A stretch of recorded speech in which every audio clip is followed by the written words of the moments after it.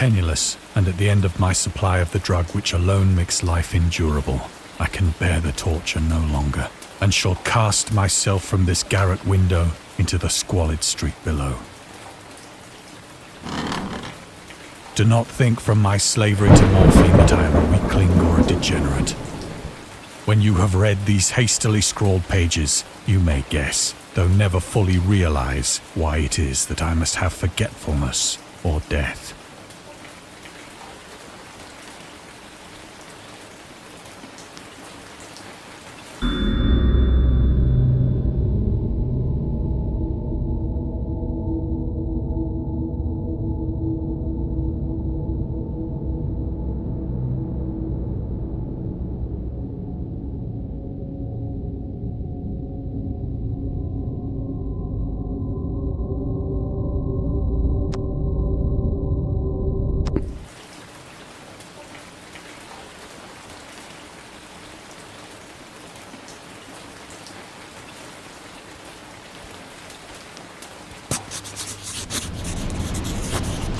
It was in one of the most open and least frequented parts of the broad Pacific that the packet of which I was supercargo fell a victim to the German sea raider.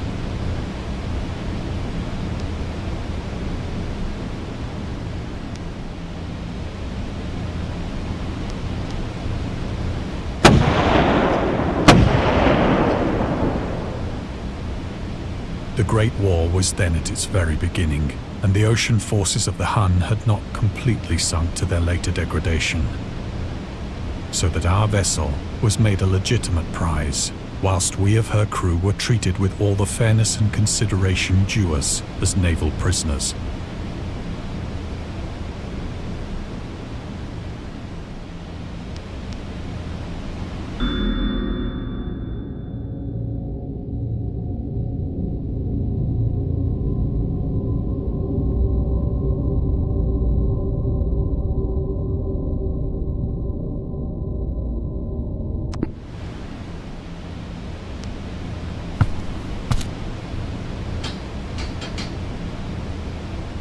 So liberal, indeed, was the discipline of our captors, that 5 days after we were taken, I managed to escape alone, in a small boat, with water and provisions for a good length of time.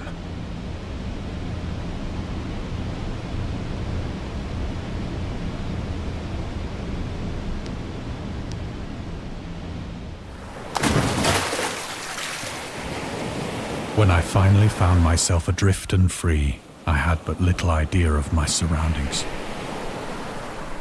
Never a competent navigator, I could only guess vaguely by the sun and stars that I was somewhat south of the equator. Of the longitude, I knew nothing, and no island or coastline was in sight.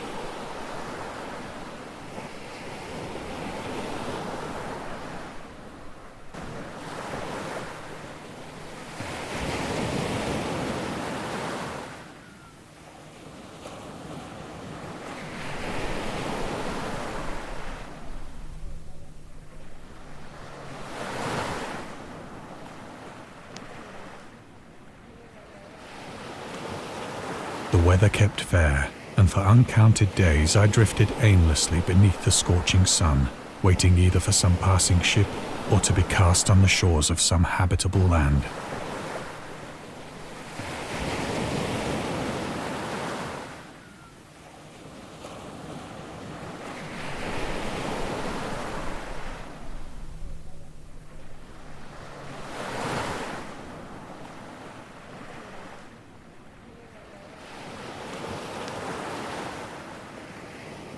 But neither ship nor land appeared, and I began to despair in my solitude upon the heaving vastness of unbroken blue. The change happened whilst I slept. Its details I shall never know, for my slumber, though troubled and dream-infested, was continuous.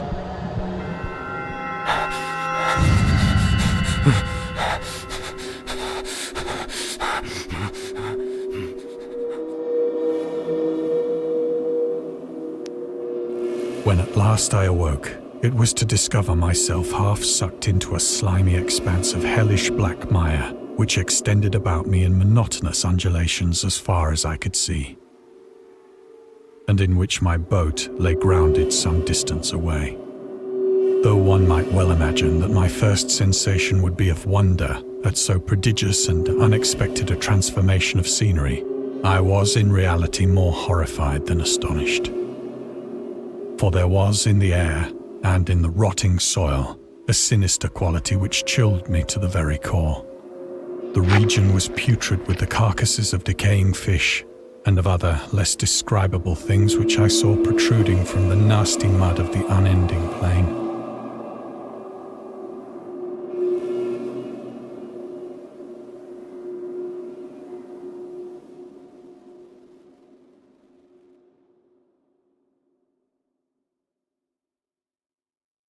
Perhaps I should not hope to convey in mere words the unutterable hideousness that can dwell in absolute silence and barren immensity. There was nothing within hearing and nothing in sight save a vast reach of black slime, yet the very completeness of the stillness and the homogeneity of the landscape oppressed me with a nauseating fear. The sun was blazing down from a sky which seemed to me almost black in its cloudless cruelty, as though reflecting the inky marsh beneath my feet.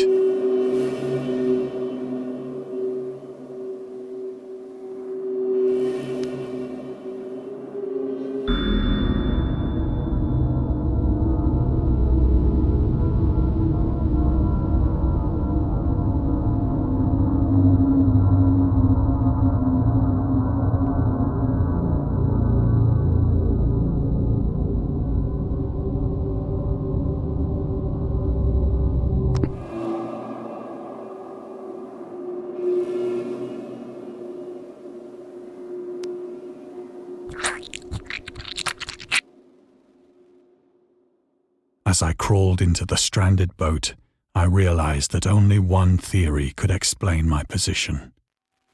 Through some unprecedented volcanic upheaval, a portion of the ocean floor must have been thrown to the surface, exposing regions for which innumerable millions of years had lain hidden under unfathomable watery depths. So great was the extent of the new land which had risen beneath me that I could not detect the faintest noise of the surging ocean, straining my ears as I might, nor were there any seafowl to prey upon the dead things.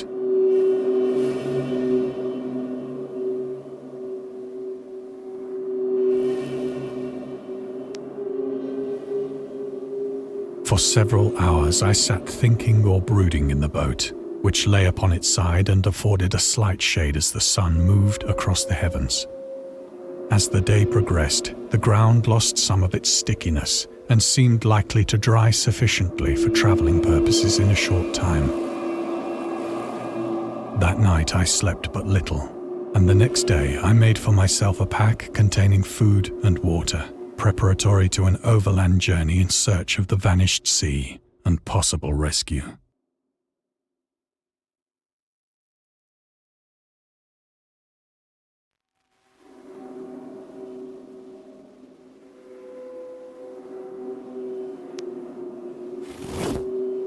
On the third morning, I found the soil dry enough to walk upon with ease. The odor of the fish was maddening, but I was too much concerned with graver things to mind so slight an evil, and set out boldly for an unknown goal.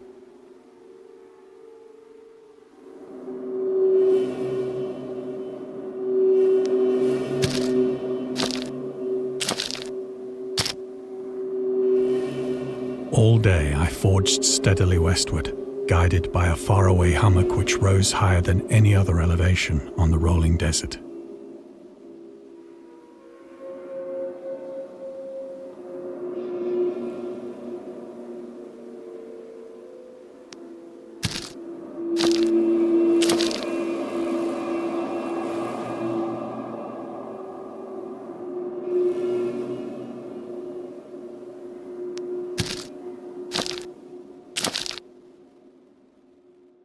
That night I encamped, and on the following day still travelled toward the hummock, though that object seemed scarcely nearer than when I had first espied it.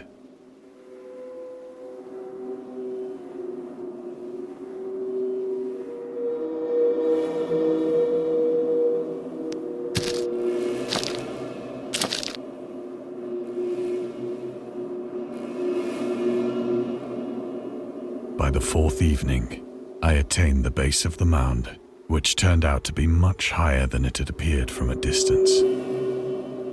An intervening valley setting it out in sharper relief from the general surface. Too weary to ascend, I slept in the shadow of the hill. I know not why my dreams were so wild that night, but ere the waning and fantastically gibbous moon had risen far above the eastern plain, I was awake in a cold perspiration, determined to sleep no more. Such visions as I had experienced were too much for me to endure again, and in the glow of the moon I saw how unwise I had been to travel by day. Without the glare of the parching sun, my journey would have cost me less energy. Indeed, I now felt quite able to perform the ascent which had deterred me at sunset. Picking up my pack, I started for the crest of the eminence.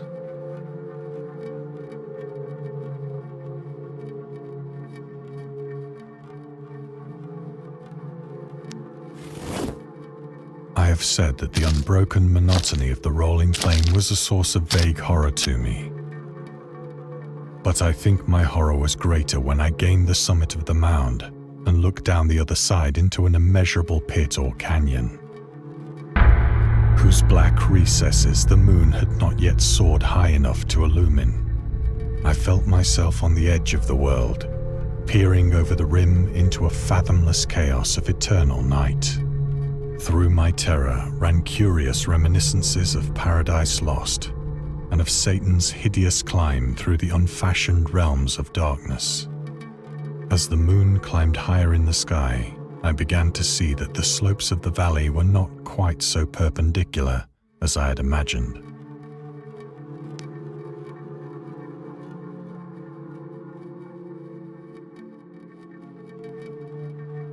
Ledges and outcroppings of rock afforded fairly easy footholds for a descent, whilst after a drop of only a few hundred feet, the declivity became very gradual.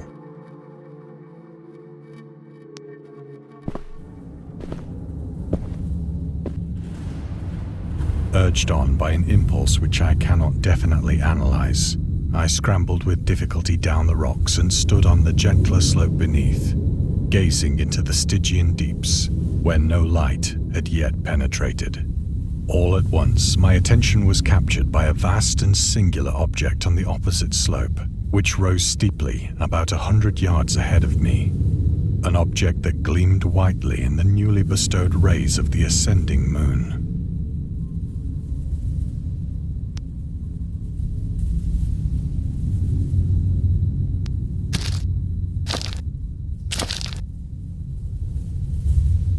That it was merely a gigantic piece of stone, I soon assured myself.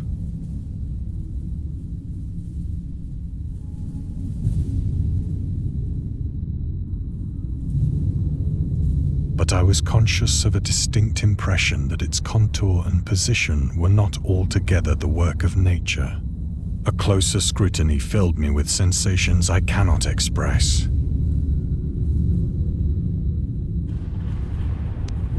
For despite its enormous magnitude and its position in an abyss which had yawned at the bottom of the sea since the world was young, I perceived beyond a doubt that the strange object was a well-shaped monolith, whose massive bulk had known the workmanship and perhaps the worship of living and thinking creatures. Dazed and frightened, yet not without a certain thrill of the scientist's or archaeologist's delight, I examined my surroundings more closely.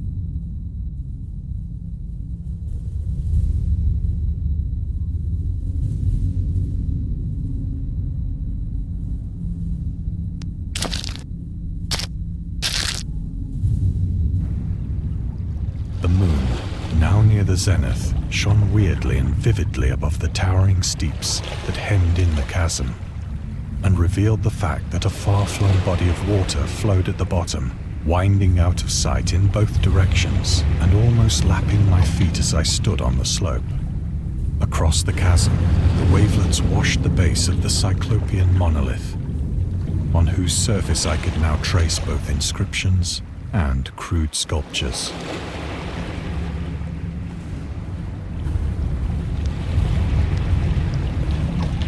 The writing was in a system of hieroglyphics unknown to me and unlike anything I'd ever seen in books, consisting for the most part of conventionalized aquatic symbols such as fishes, eels, octopi, crustaceans, mollusks, whales, and the like. Several characters obviously represented marine things which are unknown to the modern world, but whose decomposing forms I had observed on the ocean-risen plain. It was the pictorial carving, however, that did most to hold me spellbound.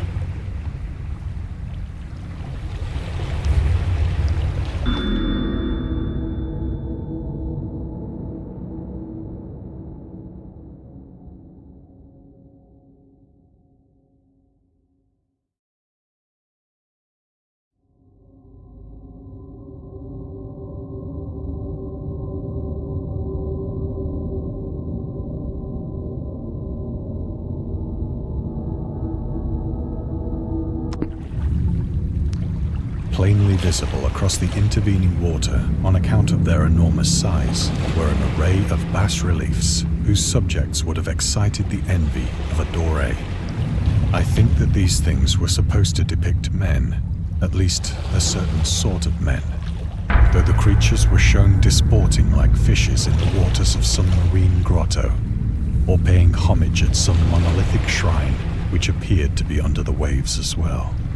Of their faces and forms I dare not speak in detail, for the mere remembrance makes me grow faint. Grotesque beyond the imagination of a Poe or a Bulwer. They were damnably human in general outline, despite webbed hands and feet, shockingly wide and flabby lips, glassy, bulging eyes, and other features less pleasant to recall. Curiously enough, they seem to have been chiseled badly out of proportion with their scenic background, for one of the creatures was shown in the act of killing a whale, represented as but little larger than himself. I remarked, as I say, their grotesqueness and strange size, but in a moment decided that they were merely the imaginary gods of some primitive fishing or seafaring tribe. Some tribe whose last descendant had perished eras before the first ancestor of the Piltdown or Neanderthal man was born.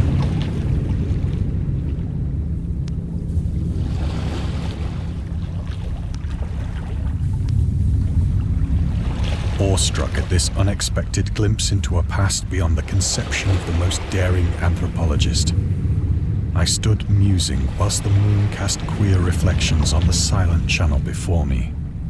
Then, suddenly, I saw it. With only a slight churning to mark its rise to the surface, the thing slid into view above the dark waters.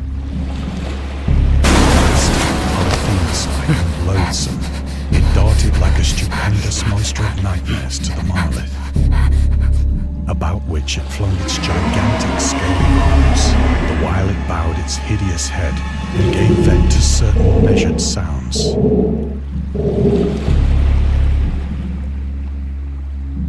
I think I went mad then. Of my frantic ascent of the slope and cliff, and of my delirious journey back to the stranded boat, I remember little.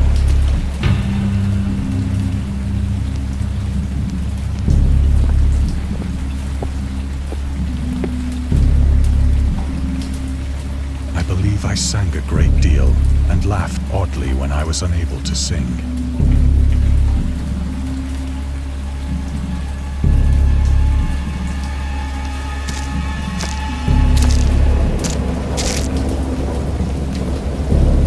I have indistinct recollections of a great storm sometime after I reached the boat. At any rate, I know that I heard pearls of thunder and other tones which nature utters only in her wildest moods.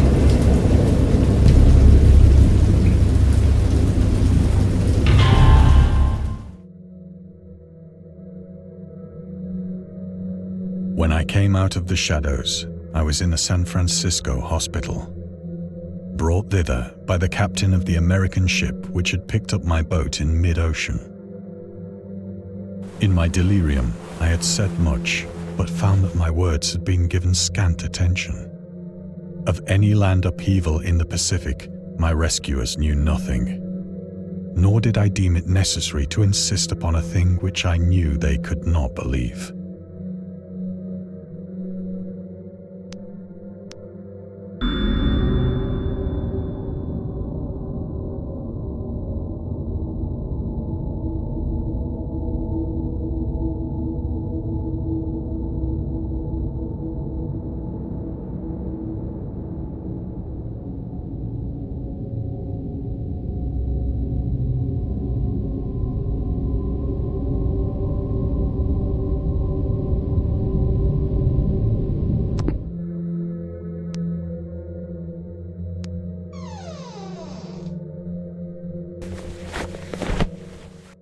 Once I sought out a celebrated ethnologist and amused him with peculiar questions regarding the ancient Philistine legend of Dagon, the fish god.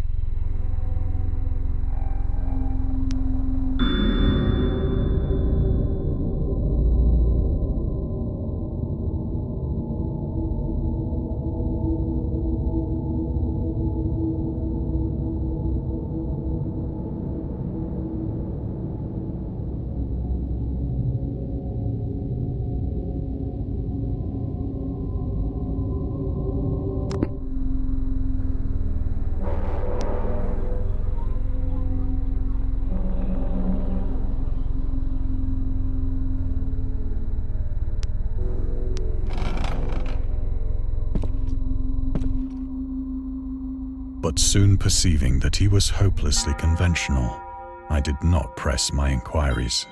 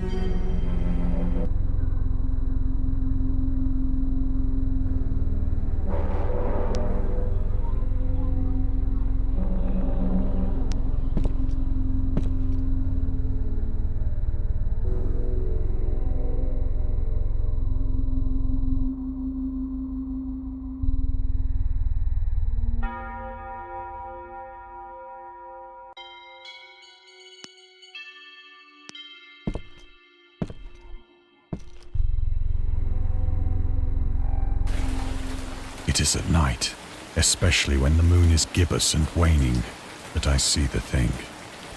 I tried morphine, but the drug has given only transient surcease and has drawn me into its clutches as a hopeless slave.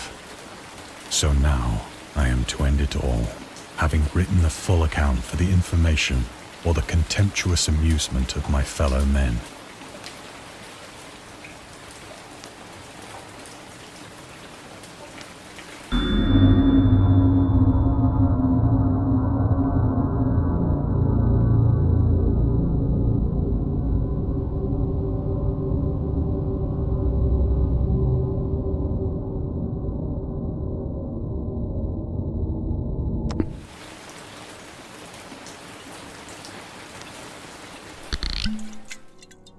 Often, I ask myself if it could not all have been a pure phantasm, a mere freak of fever as I lay sun-stricken and raving in the open boat after my escape from the German man-of-war.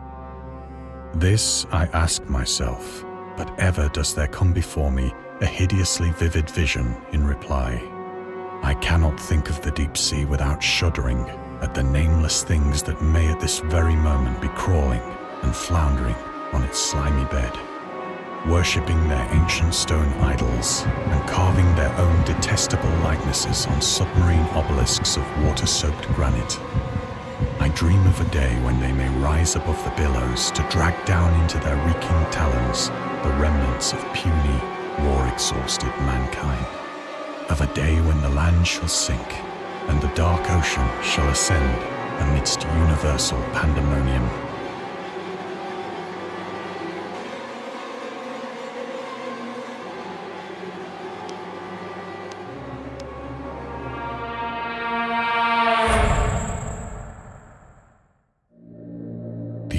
draws near. I hear a noise at the door, as of some immense slippery body lumbering against it.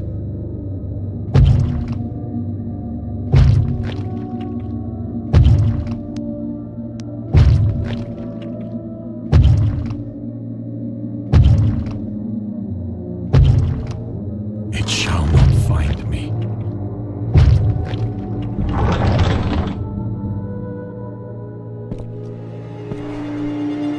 God, that hand!